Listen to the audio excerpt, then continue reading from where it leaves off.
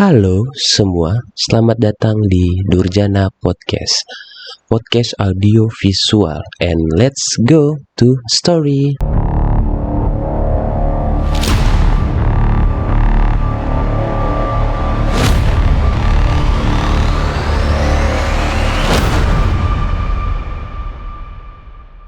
Halo, apa kabar kawan-kawan? Balik lagi di channel YouTube Durjana Podcast, channel audio visual yang akan memberikan episode-episode yang ada di lingkungan sekitar dan pengalaman gue pribadi. Balik lagi bersama gue Mr. B, pengisi suara di Durjana Podcast ini. Jangan lupa di subscribe, like, komen, dan share ke kawan-kawan kalian. Bila kalian berkenan, gue sangat berterima kasih juga sama kalian yang telah men-share, subscribe, dan like channel ini. Sekali lagi gue terima kasih yang sudah memberikan supportnya terhadap channel ini. Gimana kabar kalian? Ya, semoga kabar kalian baik-baik saja. Dan semoga kalian juga nggak bosen buat dengerin episode-episode di channel ini. Jadi kali ini,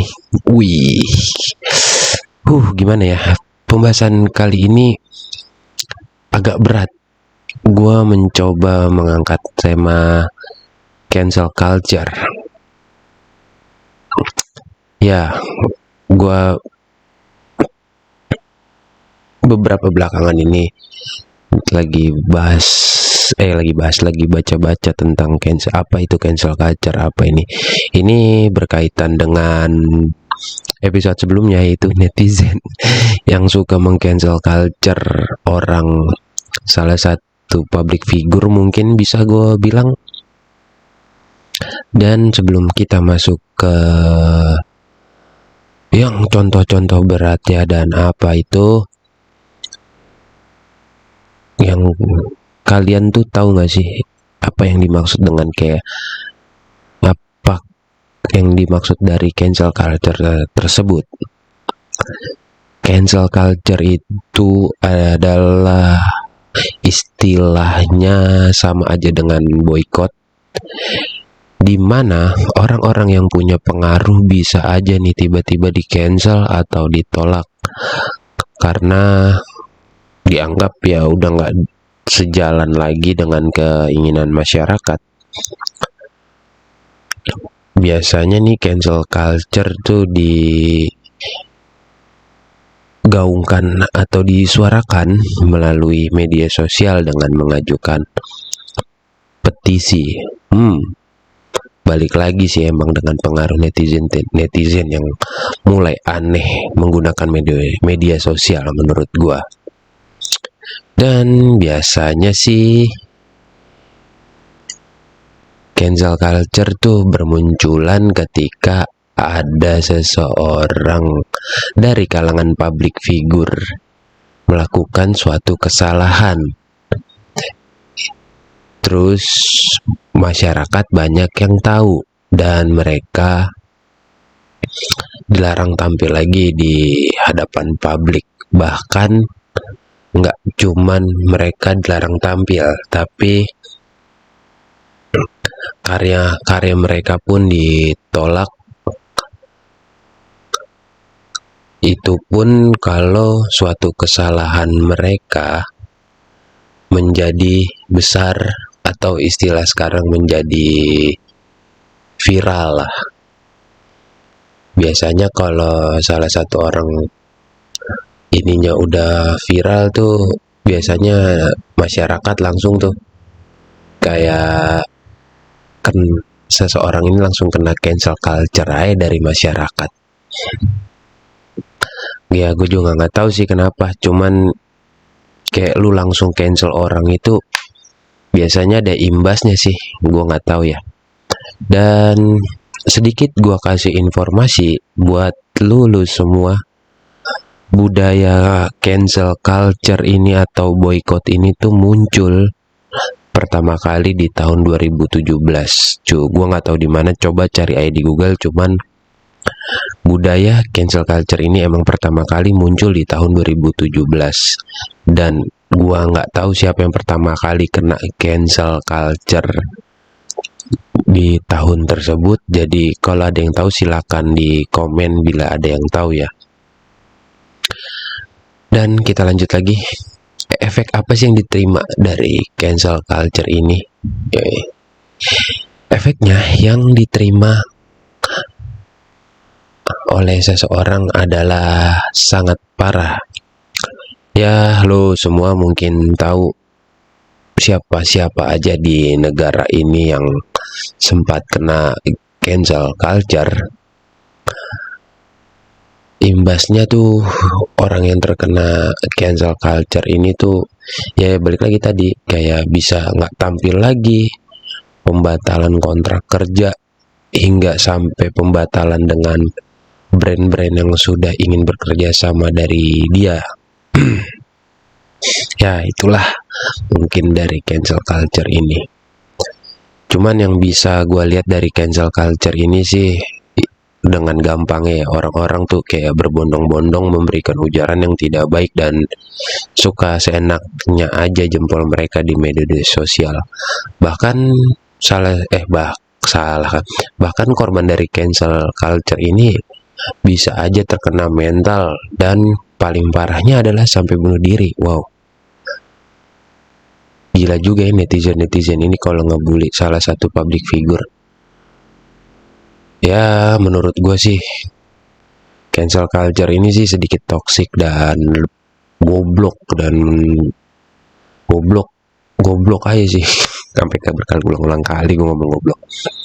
Ya karena gue bilang apa goblok itu ya karena jejak digital tuh nggak bisa dilupain sama orang-orang yang pernah jadi korban cancel culture. Dan gue bilang kenapa? Ya nggak bisa hilang lah bro. Gimana? Seseorang yang udah kena cancel culture tuh biasa paling berbekas. Apalagi jejak digital sekarang nggak bisa dihilangin. Ya paling-paling ya kalau misalnya kena jejak digital ya paling jauh buat kenangan. Oh gue pernah kayak gini. Jadi buat orang-orang yang kena cancel culture, paling kan jejak digitalnya nggak hilang kan. Ya paling anggap aja lah sebagai kenang-kenangan yang pahit dan bisa ngebenahi diri lebih baik lagi yang terkena korban, yang jadi korban yang jadi korban cancel culture ini. Dan buat kalian yang suka memboikot dari media sosial ini, balik lagi dengan hubungannya dengan netizen, tolonglah kalau misalkan berita dan ininya tuh belum terbukti atau belum benar adanya, jangan suka nyampah di komen orang untuk ngejelek-jelekin seseorang gitu. Kadang kita harus balik lagi ke diri kita, apakah diri kita sudah benar, apakah lu merasa benar sehingga kayak lu berbuat seperti itu. Ya mungkin karena mereka ada di layar di dunia entertain, jadi kalian bisa seenak jidatnya. Terus dia kena masalah yang mungkin parah, suatu kesalahannya, jadi lu boikot aja. Mohon maaf buat ini netizen, gua nggak ngebela sang korban yang kena cancel culture, cuman ya sedikit bodoh sih lu kalau misalkan ada suatu berita yang belum tentu benar kejadiannya. Tolong ikuti saja dulu beritanya, jangan main menghakimi melalui media sosial. Karena apa? Seperti tadi gue bilang, efeknya tuh bisa bikin orang yang terkena cancel culture ini sampai bunuh diri. Mungkin netizen percuma sih, kayaknya gue bilang kayak gitu nggak ada yang ngerti juga. Tapi kalau ngerti syukur, kalau enggak ya udahlah. Cuman kalau nggak ngerti goblok sih. Rata-rata nih yang suka komen-komen ini bukannya umur 10 sampai 15 tahun anjing. Umur lu tuh rata-rata yang komen tuh umur 20 sampai 20 ke atas lah yang komen ya. Masa nggak punya otak sih bangsat? Tolonglah gunakan dengan bijak. Hidup sudah mudah dan semudah, jangan semua dibatasi, nanti lu ribet, bingung. bocah-bocah sekarang, anak-anak, orang-orang sekarang lah, bukan bocah-bocah, mau anak-anak mau orang dewasa pun. Jangan, kalau udah dibatasi lu bingung nanti. Dan pesan gua buat kita, pesan buat kita semua adalah, lu boleh bangun kritik, bagus, lu bangun kritik itu bagus, tapi kalau sudah sampai ngeboikot atau cancel culture, sama aja kalian mengekang kebebasan seseorang. Jadi kita ngeritik-kritik aja, nggak usah sampai ngeboikot dan cancel culture di media sosial. Ya mungkin itu aja unek-unek gua tentang cancel culture kali ini gitu. Semoga bisa bermanfaat bagi yang mendengarkan.